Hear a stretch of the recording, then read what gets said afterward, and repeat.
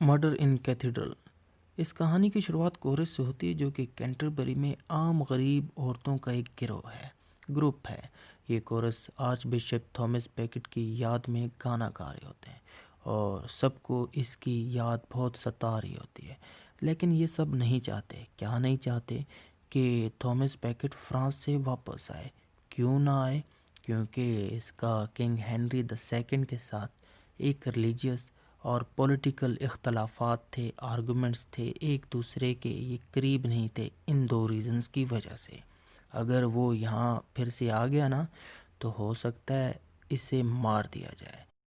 اس کے بعد 3 priest church میں بیٹھے ہوتے ہیں اور اسی دوران نا کہیں سے کورس کے پاس ایک میسنجر آتا ہے ہیل نام کا، اور ان سے کہتا ہے کہ تھامس فرانس سے انگلینڈ آ چکا ہے۔ یہ جب کورس سنتے ہیں نا، کورس تو گھبراہٹ کا شکار ہو جاتے ہیں اور سب کہتے ہیں کہ تھامس یہاں کیوں آیا ہے؟ اگر یہاں پہ آ گیا ہے تو اب اسے اپنی جان بچانی چاہیے۔ کیوں؟ کیونکہ کنگ ہنری ہو سکتا ہے کہ مار دے۔ خیر، اس کے بعد یہ 3 پریسٹ کیا کرتے ہیں کہ یہ تھامس کو ویلکم کرنے کے لیے کینٹربری پہنچ جاتے ہیں۔ جب تھامس وہاں پہنچ جاتا ہے تو 4 ٹیمپلرز وہاں پر آ جاتے ہیں اور اپنا پرپوزل رکھ دیتے ہیں۔ کس کے سامنے؟ تھامس کے سامنے۔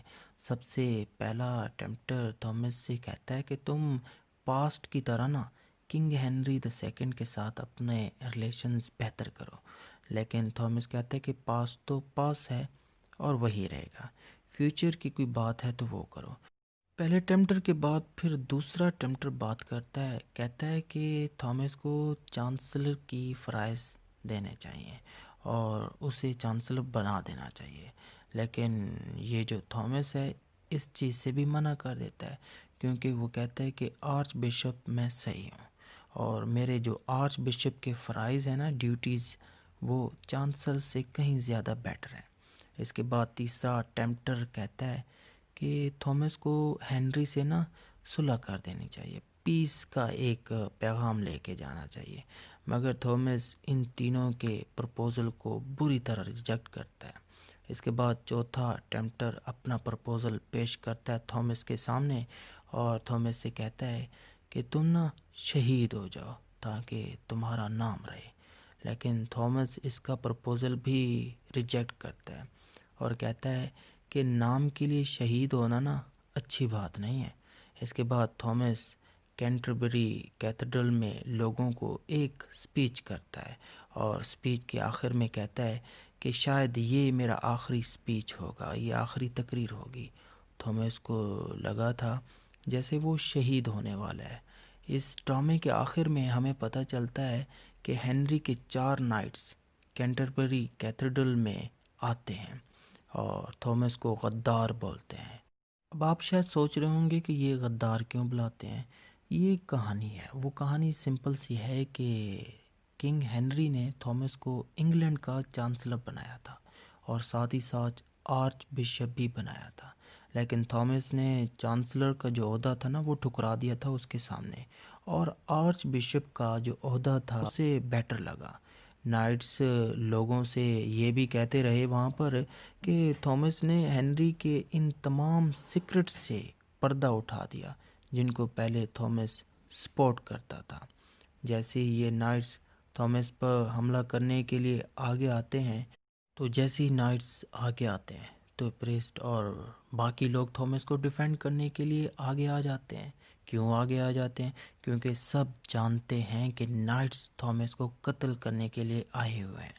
پریسٹ تھامس کو سمجھاتے ہیں کہ اپنی جان بچاؤ، یہاں سے خود کو کسی جگہ ہائیڈ کر لو، چھپاؤ، لیکن تھامس تھا کہ ان کی بات نہیں ماننے والا اور صاف منع کر دیا۔ جب نائٹس کیتھیڈرل میں اندر آتے ہیں تو پریسٹ اسے دروازے پر روک لیتے ہیں، مگر تھامس پریسٹ سے کہتا ہے کہ یہ کیتھیڈرل کے ڈسپلن کے خلاف ہے، اصولوں کے خلاف ہے کہ کسی کو دروازے پر روکا جائے۔ اس کے بعد نائٹس کو اندر آنے دیا جاتا ہے۔ جیسے ہی نائٹس اندر آ جاتے ہیں، انہیں اجازت مل جاتی ہے، تو جیسے ہی یہ انٹر ہوتے ہیں یہ تھامس بیکٹ کو بری طرح قتل کر دیتے ہیں۔